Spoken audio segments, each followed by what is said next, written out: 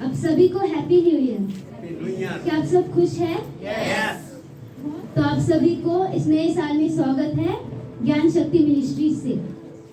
तो आज हम सीखेंगे कि म्यूजिक के बारे में, म्यूजिक कहाँ से आई है और किससे उत्पन्न हुई है और वो धरती पर कैसे आई है। तो परमेश्वर ने सबसे पहले इस धरती को बनाने से पहले स्वर्ग बनाया था। स्वर्ग में उसने सारे स्वर्गदूतों को बनाया था और उस पर उनके सब स्वर्गदूतों के ऊपर उसने 3 महादूत बनाए थे। इंग्लिश में उसे आर्क एंजल्स कहते हैं। तो वो 3 महादूत थे, मिखाएल, गैब्रिएल और राफेल। तो ये 3 उन सारे दूतों के ऊपर लीडर्स थे और उन तीनों के ऊपर और एक लीडर था जो परमेश्वर को बहुत पसंद आता था। परमेश्वर का वो मनपसंद स्वर्गदूत था, परमेश्वर से बहुत पसंद करता था, इसलिए परमेश्वर ने उसे बहुत अच्छा और ब्यूटीफुल बनाया था। बहुत सुंदर था वो, सारे स्वर्गदूतों में से वो सबसे सुंदर था और उसे बुद्धि भी बहुत अच्छी दी थी। सारे स्वर्गदूतों में से उसे सबसे ज्यादा बुद्धि थी। वो परमेश्वर को अच्छे से जानता था, तो इसीलिए उसके पास परमेश्वर ने गिफ्ट दिया थे। हर एक को एक काम होता है। जैसे स्वर्गदूत में एक स्वर्गदूत को अपने भक्तों की प्रार्थना परमेश्वर की तरफ ले जाने का वो एक काम होता है। बाद में किसी को सुरक्षा करने का वो काम होता है। और इस स्वर्गदूतों को दिया था कि म्यूजिक का, वो एक म्यूजिशियन था, उसका नाम था लूसीफर। ये म्यूजिशियन था, ये किसी बाइबल में नहीं मिलेगा, परंतु एक सेपरेट वर्जन होता है उसका, उसमें मिलेगा आपको। वो इंग्लिश में लिखा है, मैं आपको पढ़ के बता दूं। Ezekiel chapter 28 verse 30. The workmanship of your timbrels and pipes was prepared for you on the day you were created. तो इसका मतलब है कि जिस दिन उसे बनाया था, उसका काम था कि उसको इंस्ट्रूमेंट्स दिए थे। तो वो टिम्ब्रल्स एक इंस्ट्रूमेंट है, वो हम जिंग जिंग बजाते हैं ना, वो एक इंस्ट्रूमेंट उसे टिम्ब्रल्स कहते हैं। और वो पाइप्स मतलब मुरली, वो 2 इंस्ट्रूमेंट्स उसे दिए थे और उसी के साथ साथ उसे म्यूजिशियन का काम दिया था। तो उसके बाद परमेश्वर के वचन में ये भी लिखा है कि वो निर्दोषी था। हर एक काम जो उसे दिया जाता था वो बहुत अच्छे से करता था, उसके ऊपर कोई दोष नहीं लगाता था। हर एक काम वो इतनी परफेक्ट से करता था, कोई उस पर ऐसा दोष नहीं लगा सकता था। तो इसीलिए परमेश्वर से बहुत पसंद करता था और वो सारी प्रेज एंड वर्शिप परमेश्वर की महिमा करता था स्वर्ग में। हर एक समय सारे स्वर्गदूतों के साथ सब इंस्ट्रूमेंट्स बजाकर वो वहाँ पर वर्शिप करते थे परमेश्वर की। तो वैसे ही जब उसे लगा कि परमेश्वर मुझे ही पसंद करता है, मेरे जैसा और कोई भी नहीं है, तो उसके अंदर घमंड आया, मैं ही सबसे सुंदर हूँ, मुझ में ज्यादा बुद्धि है। तो इसीलिए उसके अंदर इतनी घमंड आई कि उसने परमेश्वर विरुद्ध जंग लड़ने के लिए गया। उसने सारे जो स्वर्गदूत थे, थोड़े स्वर्गदूतों को परमेश्वर के खिलाफ भड़काया और अपनी ओर किया उसने। और बाद में जब सारे स्वर्गदूतों को उसने इकट्ठा किया परमेश्वर के खिलाफ वो जंग लड़ने के लिए, तो उसने वो लड़ने के लिए गया। और जब वो गया, वो 3 महादूतों में से एक दूत मिखाएल, उससे वो जंग लड़ रहा था। तो लूसीफर और मिखाएल, इन दोनों की वहां पर झगड़ी हो रही थी, मतलब युद्ध हो रहा था।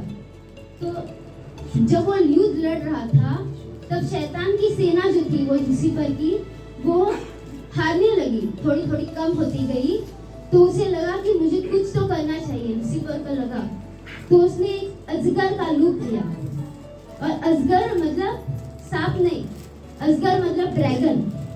स्नेक को सांप बोलते हैं, ड्रैगन को अजगर बोलते हैं। तो उसने ड्रैगन का रूप लिया और वो जंग लड़ने लगा। क्योंकि मिखाएल परमेश्वर की ओर से था, मिखाएल तो जीत गया, पर लूसीफर जो था उसे नीचे धरती पर मारा गया, क्योंकि उसके अंदर वो अपनी घमंड से, अपनी ताकत से लड़ रहा था, ना कि परमेश्वर की ओर से। और अगर आप खुद की शक्ति से कुछ करना चाहोगे तो कुछ नहीं होगा। अगर आप परमेश्वर को ऊंचा करोगे और उसके ऊपर भरोसा रखकर करोगे तो सब काम ये सफल हो जाएंगे। तो ऐसे ही जब उसे नीचे पटका गया तब उसके अंदर एक ख्याल आया कि वो बदला लेना चाहता था, वो परमेश्वर से फिर से बदला लेना चाहता था। और जब परमेश्वर ने धरती पर उसे फेंका तब परमेश्वर ने सारे सृष्टि की रचना की थी और उन सारे रचनाओं में से हम इंसान जो थे परमेश्वर को बहुत पसंद आई थी वो रचना, और वो लूसीफर हमें हमको भड़काना चाहता था, हमें पाप में डालना चाहता था। तो उसने वो कैसे किया? जब परमेश्वर ने एक पुरुष और एक स्त्री को बनाया था तब उसने उनको एक गार्डन में रखा था, एडम और ईव को। तो उस गार्डन में परमेश्वर सारे फल बनाए थे, फूल पौधे सब बनाए थे, बस एक ही पेड़ था जो उस गार्डन के बीच में था। परमेश्वर ने कहा था उस पेड़ से कुछ मत खाना, ना उसे छूना। पर शैतान वहां पर सांप के रूप में गया और स्त्री को भड़काया उस फल खाने के लिए, और उसके साथ साथ उस स्त्री ने उस पुरुष को भी दिया। तो उससे सारी धरती पर पाप शुरू हुआ, झूठ, लड़ाई, सब धोखेबाजी सब वहां से स्टार्ट हुआ। तो उसी तरह से सारी धरती में वो सब पाप फैल गया। और वैसे ही जैसे हम चाहते थे कि सारे वो शैतान जो चाहता था कि सारे धरती पर मैं पाप फैलाऊं, वैसा वो इसने किया। पर उसके पास एक टैलेंट था, वो था म्यूजिक का, और उसी म्यूजिक को उसने इस धरती पर यूज किया। वो कैसे आप कहोगे? वो उसने ऐसे किया कि यहाँ पर कोई भी है, म्यूजिक सुनने वाला हर कोई होता है, बच्चे से लेके बूढ़े तक हर कोई म्यूजिक सुनता है, चाहे वो पिक्चर की हो, बच्चों की राइम्स हो, या बूढ़े लोग अपने पुराने जमाने की गाने सुनते हैं। तो वो गानों में क्या परमेश्वर का नाम ऊंचा करते हैं?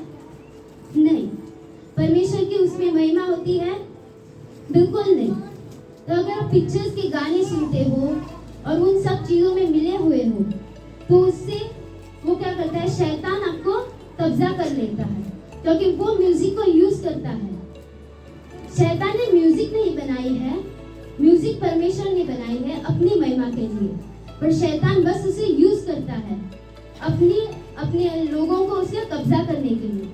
तो वो सब बातें जो है वो शैतान उस गानों में से लोगों को भड़काता है। अब इंग्लिश गानों में क्या होता है? ज्यादातर गालियां होती है, ज्यादा से ज्यादा इंग्लिश सॉन्ग्स में गालियां होती है, और हिंदी गानों में सब बुराई वो सब होती है। तो वो सब क्या करते हैं, बच्चे भी सीखते हैं और उनके मन में वो जाता है और वो वैसे ही करने लगते हैं। जिस पिक्चर का आप गाना सुनते हो उस पिक्चर में जो कुछ भी घटना हुई है वो आपके जीवन में होने लगती है बाद में। इसीलिए हमें वो सारी स्पिरिट्स आपके जीवन में ना आने के लिए हमें वो गाने नहीं सुनने चाहिए। हम लोगों के लिए म्यूजिक सिर्फ वर्शिप होनी चाहिए। हर एक बार जब आप म्यूजिक सुनते हैं बस परमेश्वर की महिमा होनी चाहिए। जब आप गाने सुनते हो तो बस परमेश्वर की महिमा, परमेश्वर का नाम का ऊंचा होना चाहिए, तभी आप वो सुन सकते हो। तो इसीलिए जब इस संसार में वो पाप फैला गया था तब सारे लोग उस पाप में मिले हो गए थे। तब अभी भी कई लोग हैं यहाँ पर जो संसार की म्यूजिक सुनना पसंद करते हैं, बस उसे गाना पसंद करते हैं। हमें वो नहीं करना चाहिए। अगर हम करेंगे तो शैतान आपको पीछे खींच लेगा, शैतान आपको अपने कब्जे में कर लेगा। अगर आप परमेश्वर ने आपको गिफ्ट दिया है, अगर आप कुछ सीखना चाहते हो तो बस उसे परमेश्वर के लिए यूज करो, ना कि संसार के लिए। अगर आप करोगे तो शैतान आपको फंसाएगा और अपने कब्जे में कर लेगा। तो ये वर्शिप जो है वो परमेश्वर के स्वर्ग में की जाती थी, और हम लोगों के लिए म्यूजिक सिर्फ वर्शिप है। तो हम म्यूजिक को वर्शिप एक ऐसी है जो उसे कई भागों में डिवाइडेड है। वर्शिप को कई भाग है, वो भी डिवाइडेड है। तो वर्शिप को स्तुति है, आराधना है, महिमा है और रिवाइवल है, मतलब पुनर्जीवन। तो स्तुति मतलब क्या? स्तुति मतलब प्रेज, परमेश्वर की महिमा, परमेश्वर की हम धन्यवाद करते हैं, परमेश्वर का नाम ऊंचा करते हैं नाच के गा के। वो है स्तुति। उसने जितने भी बड़े बड़े काम किए हैं, जितने भी अच्छी अच्छी चीजें हमारी जिंदगी में दी है, वो हमसे चिल्ला के धन्यवाद करते हैं। हर एक तरफ से उसे बस खुशियों से हमें उसे धन्यवाद करते हैं। और आराधना मतलब क्या? आराधना में हम उससे प्यार करते हैं, हम उसके प्यार में घुल मिल जाते हैं। जैसे हम नींबू पानी बनाते हैं ना, उसमें शक्कर होती है, सॉल्ट होते हैं और नींबू का पानी भी होता है। और वो नींबू का पानी और सॉल्ट हम लोग हैं, समझो खटास और थोड़ा सा नमकीन, वो हम हैं।